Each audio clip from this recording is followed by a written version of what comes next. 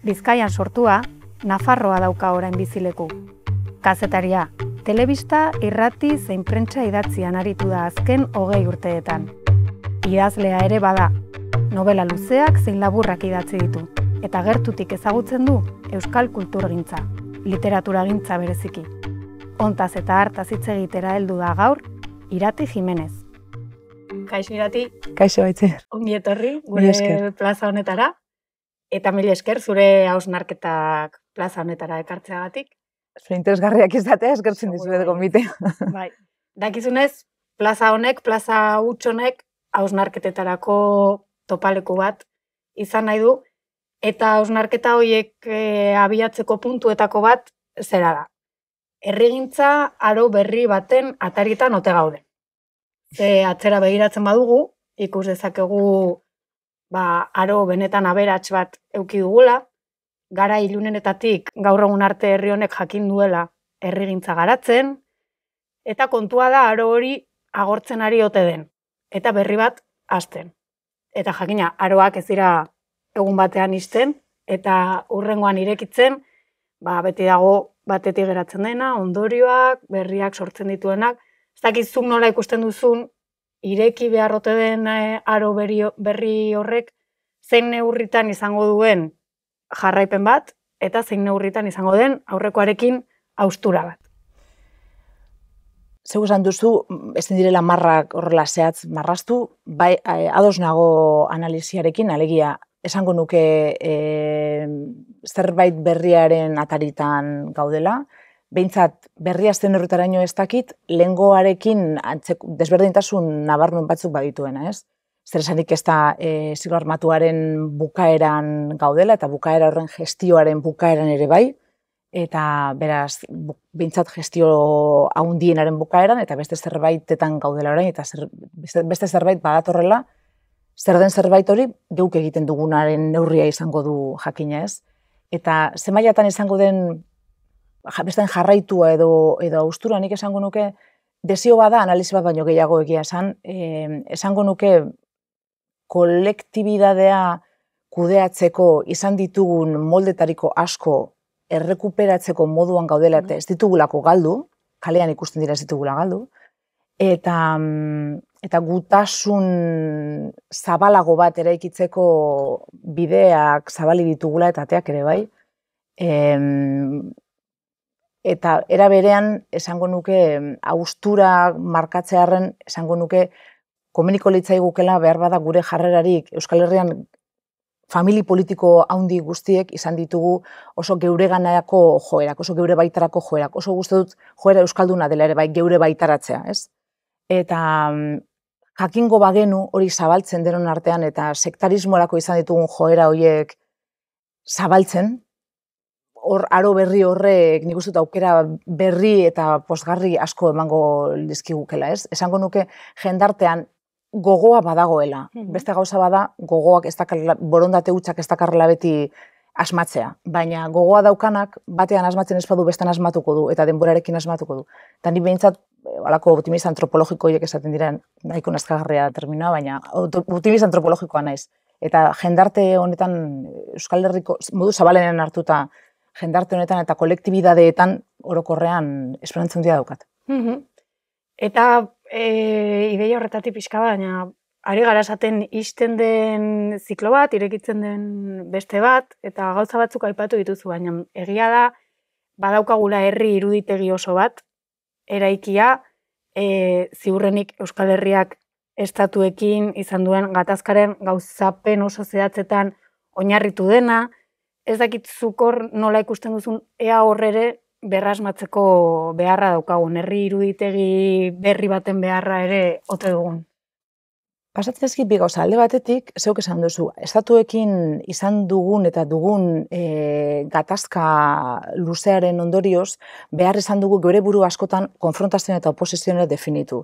Frankismora begiratzen baldin badugu, duela gutxi Amalur pelikula dela eta entzun dituen hausnarketa batzuk, eta horren ingurura errekuperatu nuen bere sasoien pelikula ikusetan eukan, eta errekuperatu nuen pelikula bera eta horren inguruko hausnarketak, han zegoen euskal identitateari buruzko galderak zeuden, ez? Zer da euskal identitatea? Euskal arima esaten du pelikulan, ez? Oteizak eta Basterretxeak egin zuten oso gauza eder bat. Eta zentzua zeukan momentu horretan, hain zuzen ere, frankismoak Euskal Herrian jendarte bat suntzitu nahi zuelako. Eta hori erraza da ahaztu egiten zaigu. Diktadura militar batek jendarte bat desagerraraz egin nahi zuela.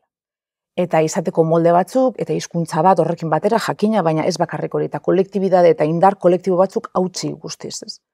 Eta orduan horren aurrean ezinbestekoa zen esatea zer da suntzitu nahi duten hori. Ez? Zer da suntzitu behar ez duten hori, suntzitu nahi baldin badute.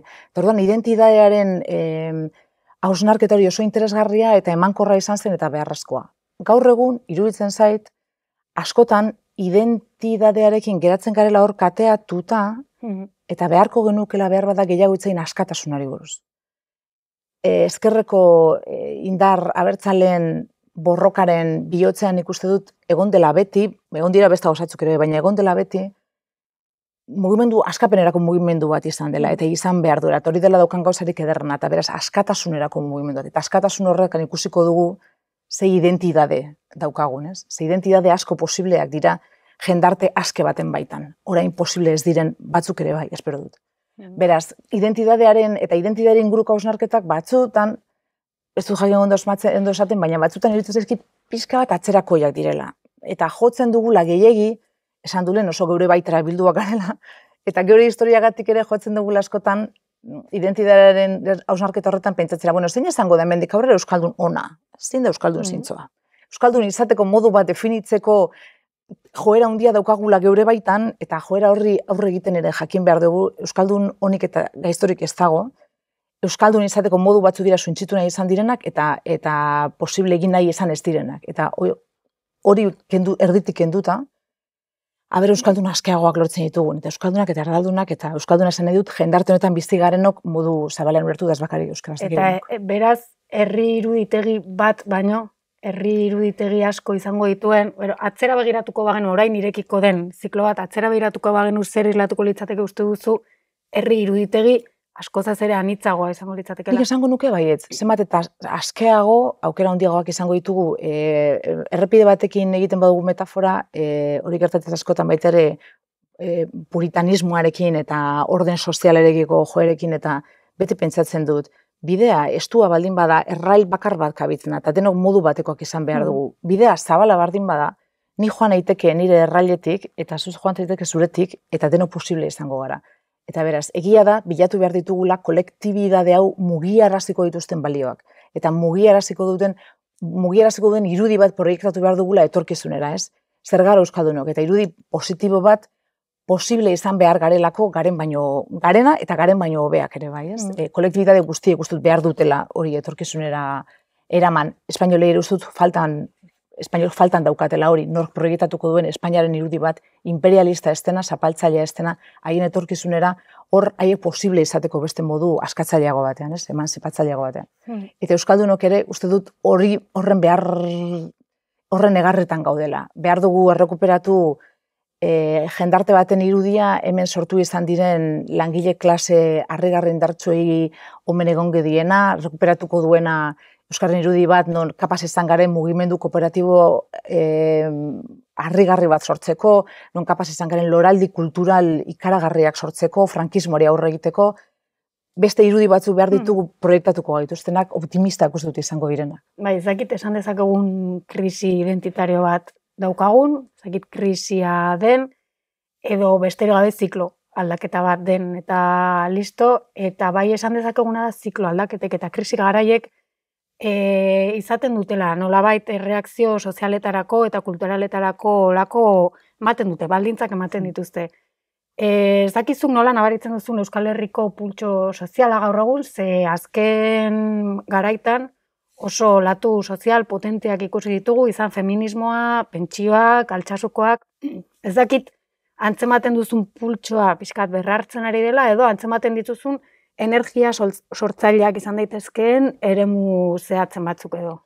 Zeuk esan duzu, kalea bete da azken aldi honetan asko, eta badago alde batetik diskurso neoliberal moduko bat individualista eta bart esaten duena bakoitza geure etxera begira gaudela, baina Euskarria begiratzen baldin badugu, azken hamarkadetako zeuk esan duzu mobilizazio sozialik handienetarikoak azken tarte honetan izan dira, ez? Beraz, jendeak kezka izugarria dauka, jakina bere pentsioengatik bat esatearren, ez? Kezka izugarria daukagu feminismoaren inguruan konturatu garelako beste aro historiko batzuen baino gehiago, non bizi garen ze indarkeriak eta ze botere borrokek inguratuta eta zeharkatuta, hori gainditzeko ere bai, beraz, kalean nik ikusten dut energia eraldatzaile handia dagoela. Egia da, energia hori helburu politikoetara bideratu ezean eta energia horrek espadu ezurdura bat aurkitzen, energia guztiak gorputz batean bezala leku batera eta bestera doala, ez? Beraz, behar da, eta momentuz horretan gauden ikusten dut asko asmatu nahian, energia hori nola eraman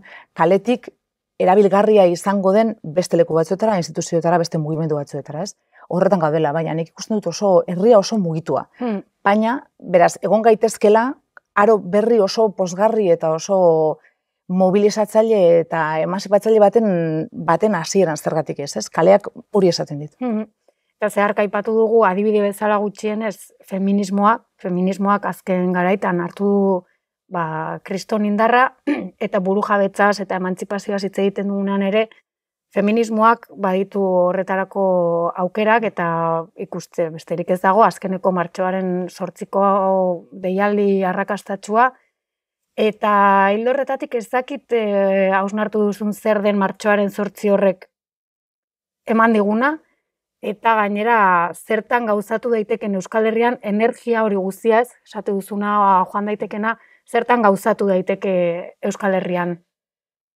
Bai, martxoaren 8 iruditu zitzaidan unearen argazki bat eman zigula asko harritu egin zintuena, bere zabaltasunean eta feminismoa momentu honetan mugimendu iraultzaile, eraldatzaile bezala jendarte oso zabal bat biltzen duela bere baitan.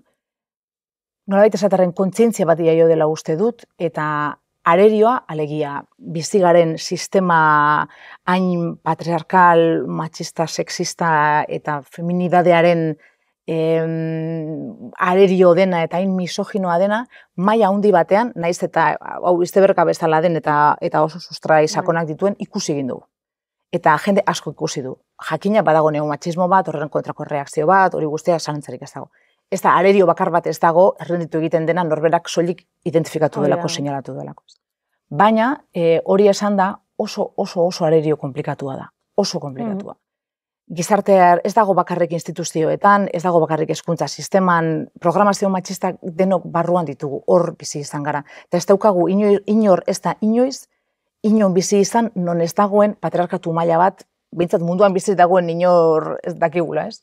Beraz, oso lan mendeetarako edo hamarkadetarako lan oso luzea daukago horretik. Eta ez da erraza izango hori, eta nik uste dut hori dela galderen bigarren partea, helburu politikoetara eramatea.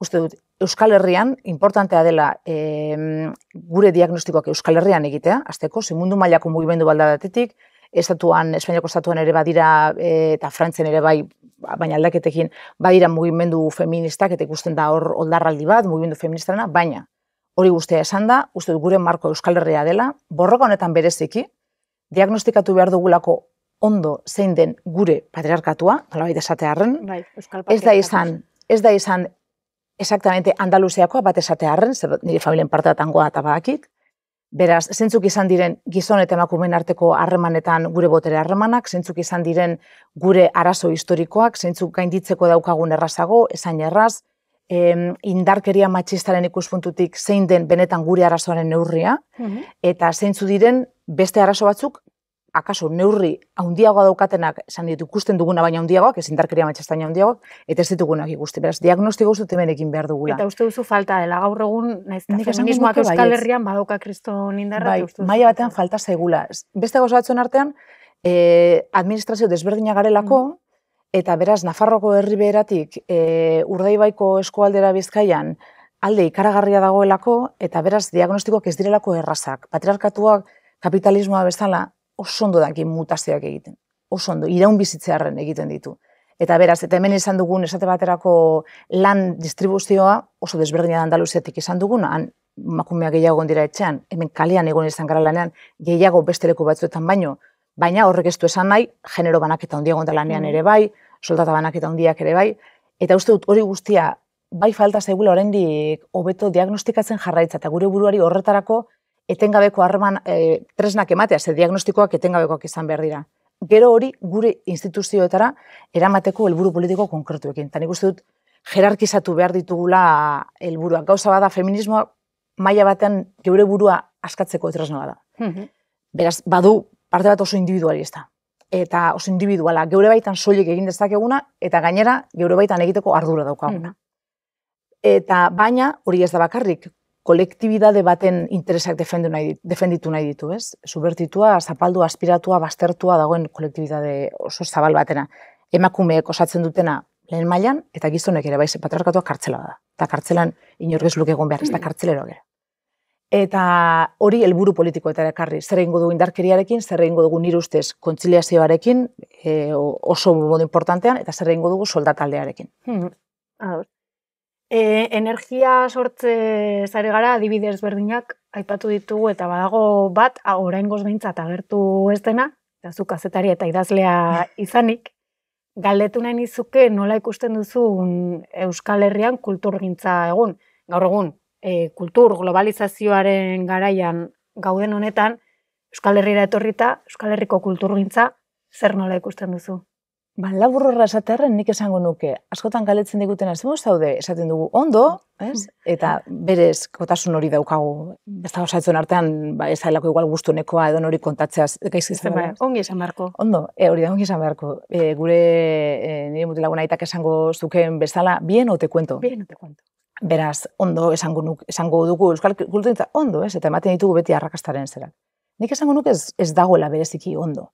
Ez nuke esango krisi, buelta ezin emaneko krisi baten inolaz ez dut hori pentsatzen. Baina, ia inor konturatu gabe, zen ere berriki guztut dauka diagnostiko honen sentsazio eta diagnostiko honetarako arrazoiak, ez loraldi batean, ez oso momentu kreatibo batean. Horrek ez du esan nahi, ez daudenik persona eta kolektibo eta kultur produktu oso interesgarriak. Eta gainera arrakasta handia izan dutena, beira handiak izan duen arrakasta duela gutxi, eta Euskal Zinemagintzak bere txikitasunean azken urteotan eman dituen post guzti horiek, ez? Eta ez bakarrik posta esan nahi dut publikoarekin lortu den loturagatik, hori zalantzari gabe, hori ezinbesteko da kulturloraldi baterako, baizik eta ikusten dugu benetan eta talentu oso handia, ez? Horratzean, eta talentu asko eta eraskotarikoak. Era berean, teatroan duela gutxi ikusi nuen Metro Kuadroka sormen laborategiaren bizkaraoke, gauza fascinante bat, generoi buruzko hausnarketa oso sakon bat, travestitua, zoragarria, baina ikusi dut gauza solteak, ez dut ikusten ez duela denborak ematen daukagun guztiari aurre egiteko, eta ikusten ditu lehen esan dugu, aber energiak ote zeuden bateratuak nolabait eta disgregatuak, nik esango nuke sakabanatuak, eta ez gaudela gure momenturiko paronean. Eta bestalde iruditzen zait normala dela maila batean, nahiz ez den oso pozgarria, ze bailara bat pasatu behar izan dugu baita ere herri bezala, ez? Eta ziklonen bukaerarekin, eta neke bat, eta sufrimendu askotako urtekin bukatu behar zan, eta era berean sufrimendu asko geratzen da gestionatzeko herri honetan, eta uste dut momentu erdi depresibo batean gaudela oraindik. Zantzuekin ateratzeko gogoarekin, eta kulturgintzak hori atirazten duela. Vale, baina gutxienez ez, gora egiteko baldintza... Nik uste dut baietz. Konfiantza handia daukat benetan herri honen kapital humanoan. Orokorrean kolektibidadeetan benetan konfiantza handia daukat. Nire lanagatik, ez bakarrik idazlek, zeuk esan duzu kazetari ere banaiz, eta lan egiten dut oso gure industria eta enpresetatik hurbil, bereziki mugimendu kooperatibotik hurbil. Eta nik ikusten dut hor, izugarrezko sorkuntzarako gaitasun bat, askotan sorkuntza esan eta pentsatzen dugu teatroa, zinemagintza eta ez da horrela inolaz ere, begira ze sukaldari izan ditugun eta ditugun, begira ze industria ditugun, begira gure kooperatibismoari ez bakarrik Mondragon fenomenoa eta bere ingurukoei, nahiz eta jakina, baizik eta orokorrean mugimendu kooperatiboak gure herrian izan duen bideari eta daukan bideari, ez? Zer den Euskal Herria bere txikian, Europan innovazio mailan, berrikuntza mailan, hainbat alarroetan, 4.0 industrian eta beste askotan, harrigarria iruditzen zait gure hirien bizitasuna ere bai, arkitekturarena, beste gauza askorena, medikuntzan egin ditugun aurrera pausak, nola izan garen gai, 80ko hamarkadako putzu haretatik, krisi ekonomiko hartatik, eta desde luego frankismoen gau luze hartatik, lortzeko gaur egun daukagun industri maila nola eutsi diegun krisiari, beste leku batzutan baino hobeto. Azkenean munduaren parterik aberatzenean bizi gara, eta hori ez dugu ahaztu, eta lortu dugu berriz burua hortik ateratzea gauza harregarriak, de repente aeronautika eginda edo biomedikuntza atalako gauzak, ez?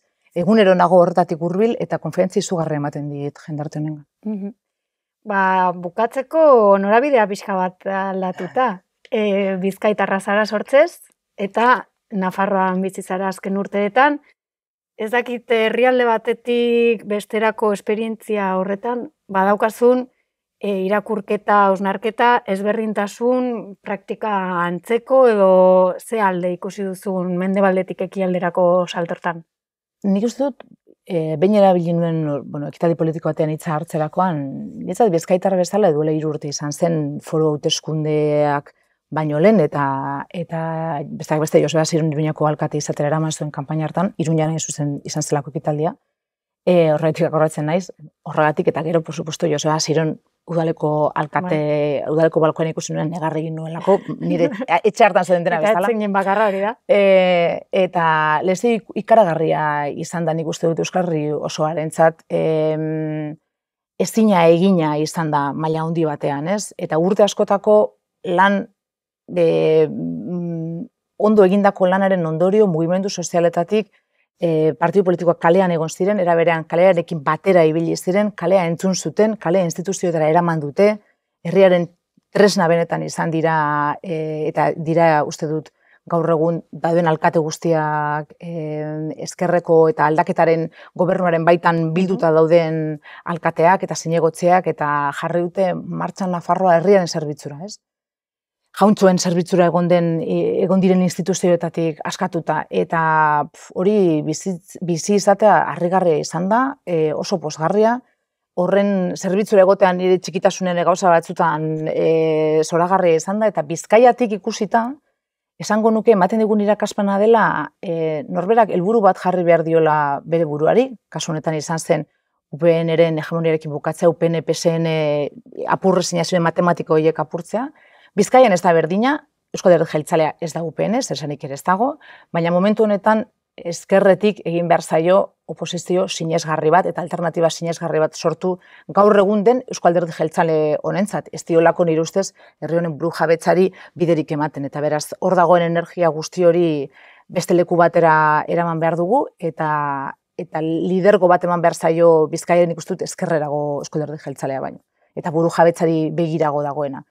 Hori posible dela erakutsi dit Nafarroak. Edozein helburu politikotara lan egiten badu norberak ondo eta asmatuta eta belarria kalean izan da, eta begiak ere bai, eta kostata, eta horretara lan eginda zergatik ez. Iruditzen zait Bizkaian, diagnostiko oso desberdina izan da, orain arte, behar da orain gauza desberdina dira, orain Nafarroatik ari hitz egiten, eta ez daukat, beraz, gauza batzutan ez dut asmatuko seguro. Baina orain arte, guk geuk ez dugu sinetxi, oso bestelako mapa politiko bat posible ez dela. Eta esan dut oso bestelako mapa bat. Nafarroak erakutsi lehenengo sinetxi behar dugula. Eta gero horretar lan egiten baldin badugu, zergatik ez. Behar bada bukatuko dugu, ni udaletxeko balkoa begira bezala negarratean. Ni presnago berrez negar egiteko. Egun guztietan egingo dugu negar. Oso ongi. Ez dakit hausnarketaren bat geratu zaizu norrela... Uste dut ez, gero ikusiko dugu entzuten da nire buruekin ados nagoen, baina... Zure buruarekin ez azobe ados, ja, zuzeu. Mil esker, etortzeagatik gure plazara, eta plazer bat izan da niretzat ere, nahi duzun arte. Oso ondo, eskerrik asko.